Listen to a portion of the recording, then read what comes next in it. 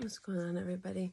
This is going to be the first video in what will be a series of videos regarding Black health and the Black mental health and suicide in particular in these first few videos. So I don't know how to do this other than to just jump in. This is a very hard topic to talk about, but if it's not spoken about, it hasn't been spoken about, and that's the problem. Okay, so what I'm going to do first is we're going to talk about statistics and how it's been neglected, and then I'm going to introduce you to the story of a young 9-year-old girl who took her life. And then I'm doing that not only to honor her, but because I want people to feel this. It's not just numbers, you know what I mean? I really, this is very hard. So here we go. Okay, so let me put over here. So again, this is from children ages 5 through 12, Black children. So since 1993, there has been, let's see, from 1993 to 1997, and then again in 2008 to 2012, they being the APA, which is the American Psychiatric Association, saw a rise in suicide in children ages 5 through 12 in the Black community.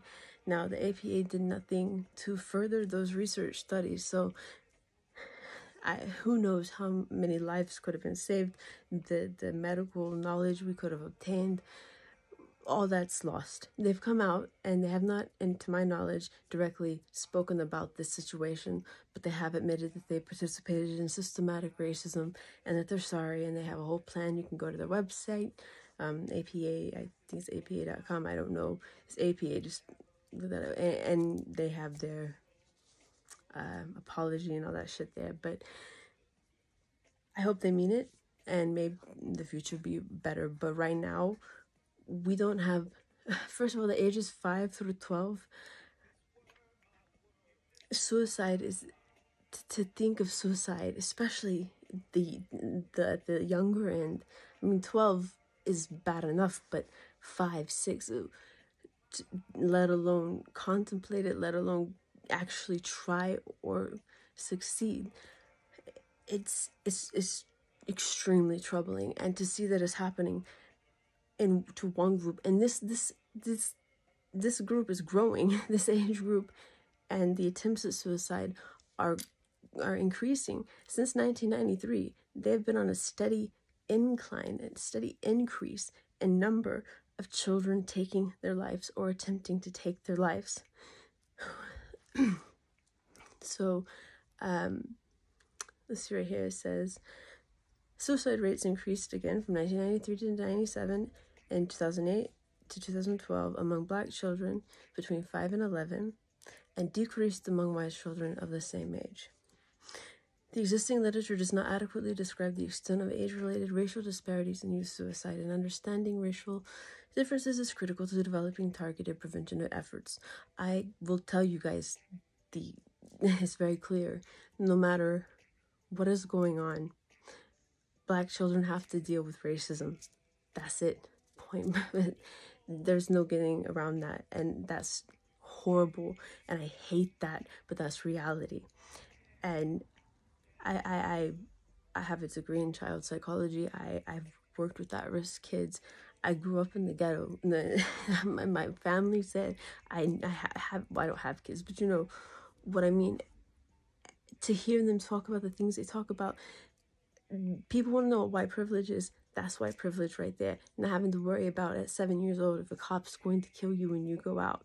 Not having a 10-year-old who won't leave his house because he's afraid he's going to be the next one killed. That stress alone is beyond traumatic. Now imagine if they live in the inner city where there's a lot of, gang violence.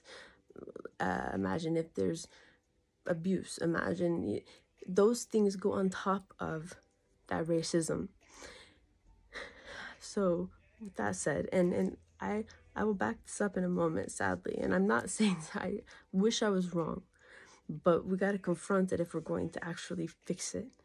Okay, so when you look at children when you look at urban children, they're at high risk too for suicide. But let's see if I can get the quote here. Oh, something else I want to mention first. So the ages, white people always want to be the victim, and they're going to say, well, white children do it too. Yes, but not at the rate that we see black children doing it. And no child should do it, regardless of ethnicity, color, whatever. But something interesting is, white people tend to lead in suicide, yes, except when they're children, except when they're under 12. But at age 12, 13, it goes back, and black children dip back down into to where, you know what I mean, and white children take the lead back, and they're committing suicide more, whereas black children are stopping to commit. Like they're on a decline at that point. It's still increasing, sadly. We still are seeing more suicides in black teenagers than we have in the past, but it's not as high as at this young age. Hopefully that makes sense. Why and what is going on in these poor children's little minds? Sorry. So regarding urban children, the distress. I'm sorry, I'm still a bit sick. The distress, regardless of ethnicity, living in the inner city puts them at a high risk for suicide, and is considered to be a severe psychiatric crisis in inner cities, and that makes sense.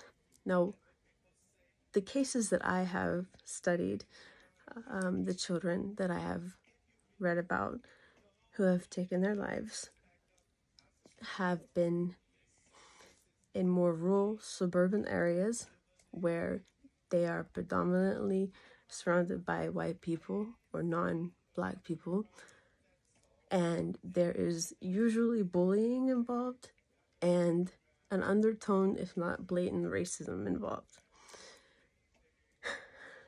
So, another thing I would like to note is that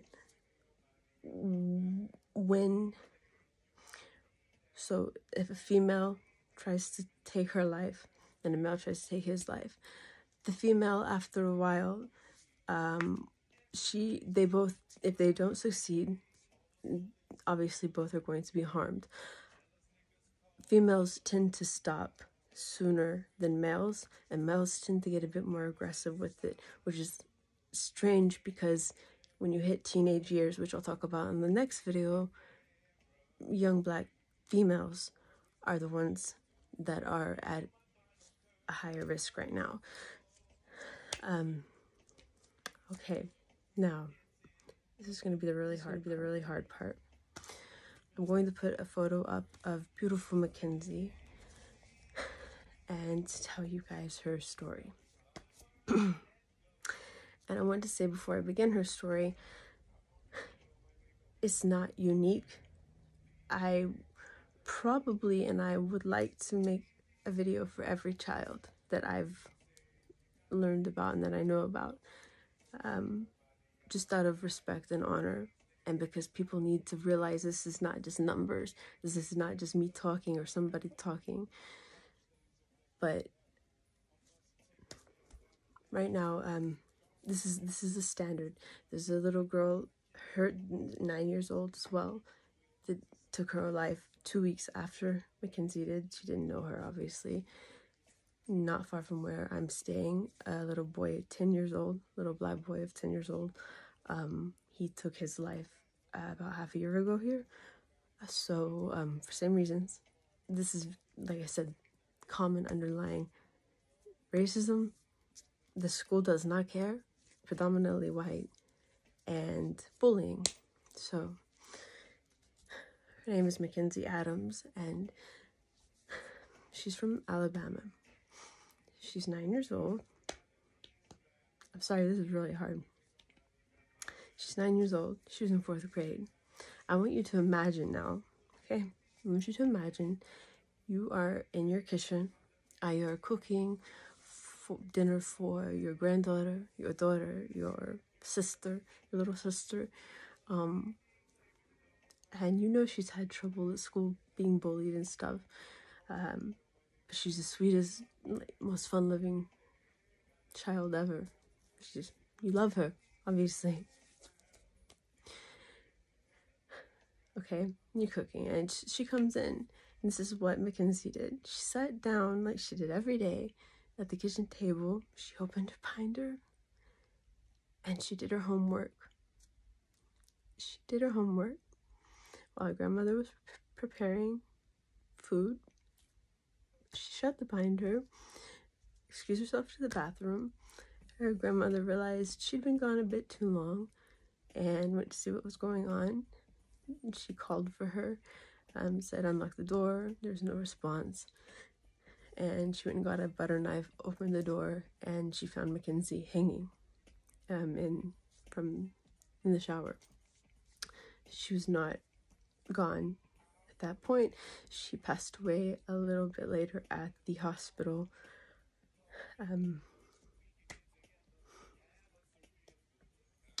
That is also another common theme is amongst the deaths is hanging. I think any bit of information like that is horrific, but it's needed because if it's relevant to the roots of this, then it needs to be heard. Okay. So let's talk a bit about what had been going on with her. Her situation went a bit further than the others that I've read in regards to the school, because the school is a complete ass. Like, straight up, it's Alabama. So, I hope she's at peace now. So, she had made complaints to the school saying that she had already had to move schools because she was being bullied at another school. So she's at a new school, and she would ride to school. She would ride to school with a white kid, and let me quote what her mother said. So Mackenzie had told her that there was one kid in her class in particular, and I'm paraphrasing, who was writing her nasty notes in class. She added, quote, "That was my angel."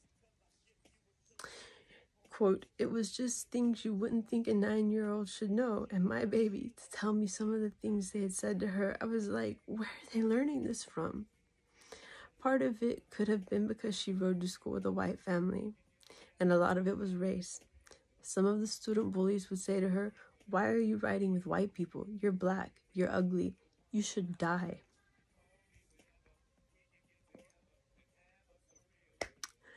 U.S. Jones Elementary School is predominantly white, and her bullies were boys and girls, both black and white.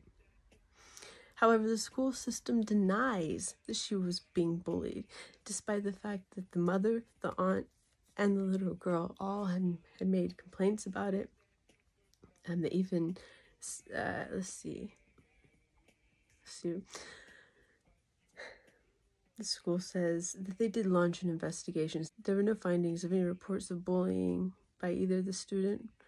There had been no findings of any reports of bullying by either the student or the family. That's what they're saying, sorry, against the family.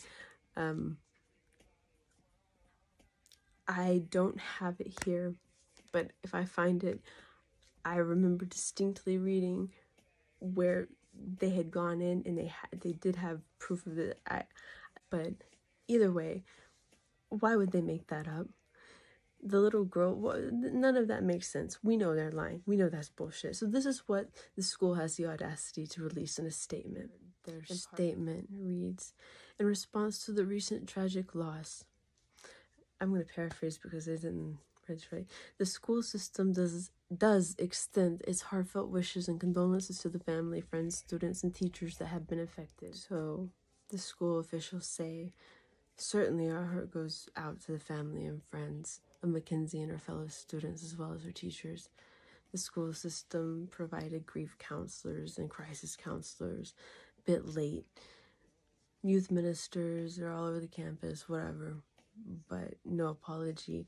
I have vivid memories of reading about, I can't remember if it was the little girl going and talking to them and asking if she could just move her desk away from somebody, or if it was the mother or the aunt, but I know one of them did.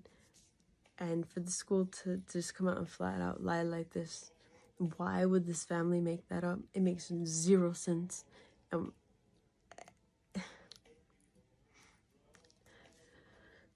So Mackenzie's case is not isolated, and it's heartbreaking, it's draining, it's tragic, and it could have been prevented. I am going to end this here because I think I've given you guys a lot of information.